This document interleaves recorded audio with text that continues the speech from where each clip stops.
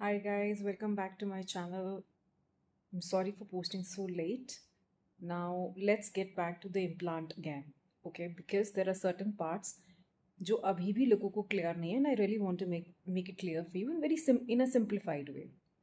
अब हमने ये जान लिया कि हम कब कब इम्प्लांट नहीं लगा सकते, ठीक है?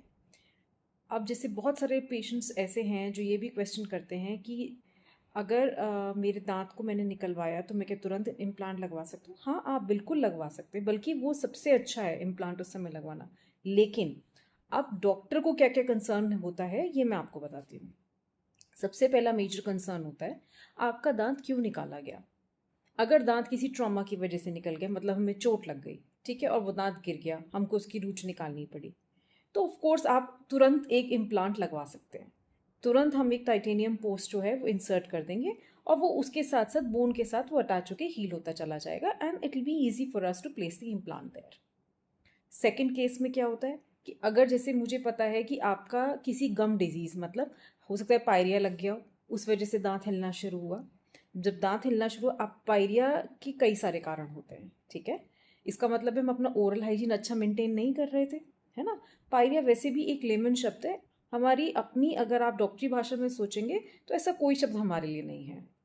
इसका क्या मतलब होता है कि हम अगर ओरल हाइजीन अभी अच्छी मेंटेन नहीं कर पा रहे हैं तो इम्प्लांट के बाद भी हम नहीं कर पाएंगे, तो ऐसे केसेस में इम्प्लांट फेलियर बहुत कॉमन है।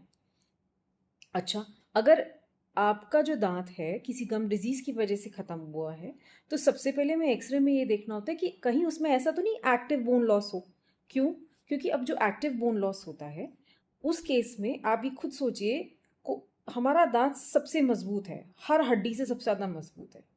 अगर दांत हिला है तो कहीं ना कहीं इसका ये मतलब है कि हमारा जो एक्टिव लीजन है वो बोन को वीक किया। जैसे ही बोन वीक होगी वैसे वैसे दांत हिलना शुरू करेगा।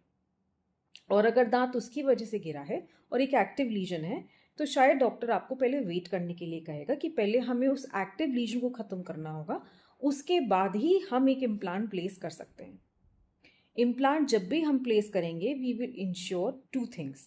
एक तो सबसे पहले कि आप अपना ओरल हाइजीन बहुत अच्छे से मेंटेन करें जो आप पहले नहीं कर पा रहे थे। अगर इन केस आपको ये लगता है कि मेरे को नहीं पता कैसे, तो प्लीज़ अपने डेंटिस्ट, अपने डॉक्टर को बोलिए ये बात, वो आपको ब्रशिंग टेक्निक सही से बताएंगे। और ये मत सोचिए कि मैं तो बचपन से ब्रश करता आ रहा हूँ तो मैं तो सही करता हूँ, नहीं, ऐसा नहीं होता। हमने भी बाद में कई सारे स्ट्रोक्स हमने बाद में सीखे हैं and it's okay and it's perfectly all right. क्योंकि आप at the end of the day हमें बेस्ट रिजल्ट चाहिए जब हम अपने इतने पैसे खर्च कर रहे हैं। तीसरी चीज़, अगर हमारा एक्टिव लीजन नहीं था लेकिन बोन लॉस बहुत ज़्यादा था, बोन लॉस अगर ज़्यादा है तो सबसे पहले हमें उसमें क्या करना होगा, ग्राफ्टिंग करनी होगी। ग्राफ्टिंग, जब भी हम बोन ग्राफ्ट या कोई भी ग्राफ्ट अंदर डालते हैं तो कम से कम 3 से 6 महीने में हमें एक अच्छे रिजल्ट्स मिलते हैं। तो हम आपका इम्प्लांट इमीडिएटली नहीं डाल सकते उस समय, हमें सबसे पहले इंतज़ार करना होगा उस बोन पार्ट को हील होने का, उसके बाद ही हम इम्प्लांट प्लेस कर सकते हैं। चौथा, जो सबसे इम्पॉर्टेंट आपको ये चीज़ समझनी ज़रूर होनी है कि इम्प्लांट का मतलब ये नहीं होता कि हम अपना ओरल हाइजीन अच्छे से मेंटेन नहीं करें। आपको अपना ओरल हाइजीन हर कॉस्ट पे मेंटेन करना है। और प्लेसमेंट का टाइम सबसे बेस्ट जो होता है इम्प्लांट का होता है टूथ एक्सट्रैक्शन किया तो तुरंत बाद या 3 महीने से पहले पहले, क्योंकि 3 महीने में हमें मेजर बोन लॉस मिलता है। वो क्यों मिलता है? क्योंकि देखिए, दांत की कोई भी जो रूट होती है वो हेल्प करती है बोन को अपने, उसके सेल्स को सही से बोन प्लेसमेंट में।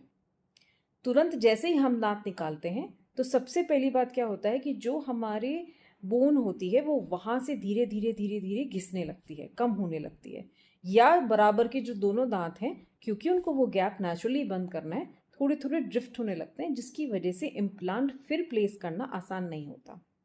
I really hope that you like the video. कोई भी क्वेश्चन हो please kindly share it on my channel and you can easily subscribe on my YouTube channel anytime and you can message me. Thank you so much.